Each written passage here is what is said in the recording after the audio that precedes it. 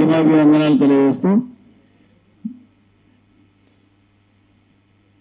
నేను మొదటిసారి ఈ అరెస్ట్ అయిన తర్వాత సాయిబాబాను విడుదల చేయాలని చెప్పి నాగ్పూర్లో జరిపినటువంటి దానికోసం వెళ్ళడం జరిగింది.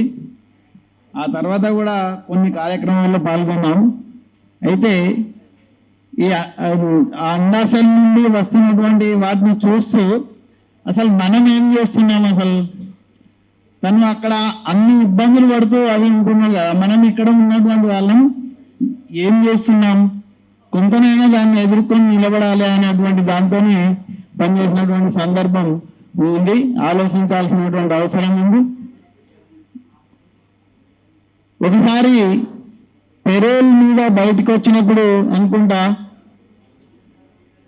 శృతి ఎన్కౌంటర్ జరిగితే ఆ వార్త విని సాయిబాబా గారు నన్ను కలవాలని,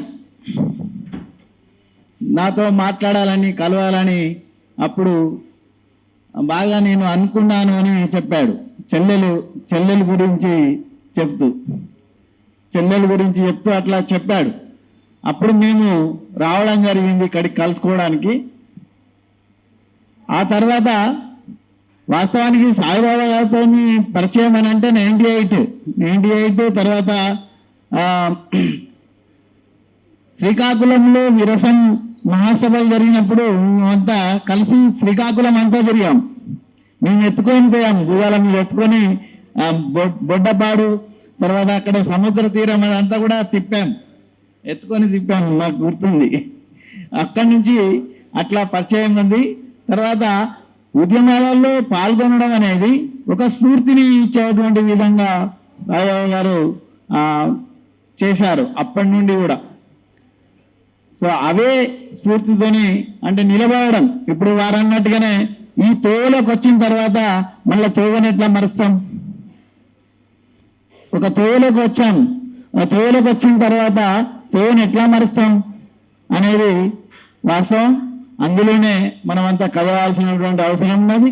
ఆ దారి కోసం ప్రాణాలను సైతం మనం త్యాగాలకు సిద్ధపడి ముందుకు వెళ్ళాల్సినటువంటి అవసరం ఉందని, వారి యొక్క ఆ స్ఫూర్తిని మనం తప్పకుండా తీసుకొని పనిచేయాల్సినటువంటి అవసరం ఉంది, ఉద్యమించాల్సినటువంటి అవసరం ఉంది.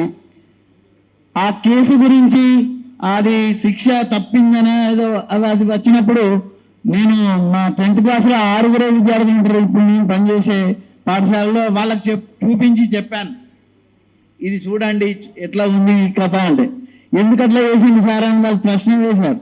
అంటే కొంచెమైనా వాళ్ళ లోపల ఒక చైతన్యాన్ని తీసుకురావడానికి మనం ప్రయత్నం చేయడం, అట్లా మనకు తోచిన విధంలో అది చేయడం అనేది చేయించడం జరిగింది. సో ఎంతైనా కూడా మన అందరికీ కూడా, ప్రజలందరికీ కూడా స్ఫూర్తిదాయకంగా సాయిబాబా గారు నిలిచారని తెలియజేస్తూ మరింత మనమందరం కలిసి ఐక్య ఉద్యమాలలో ముందుకు వెళ్లాల్సిన అవసరం ఉంది అని భావిస్తూ అవకాశం ఇచ్చినటువంటి మీ అందరికీ కృతజ్ఞతలు తెలియజేస్తూ